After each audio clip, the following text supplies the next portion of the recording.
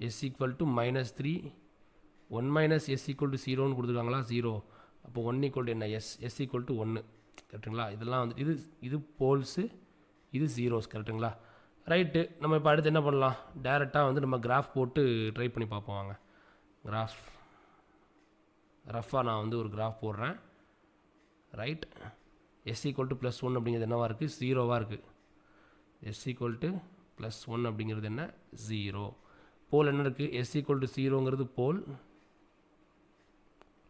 s equal to -3 அப்படிங்கிறது என்ன தான் போல் தான்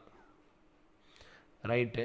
இதில் இப்போ என்ன இப்போ நம்ம வந்துட்டு ஆர்எல் பிரான்ச் வந்து ஃபைன் பண்ணணும் நான் என்ன சொல்லியிருக்கேன் ஆல்ரெடி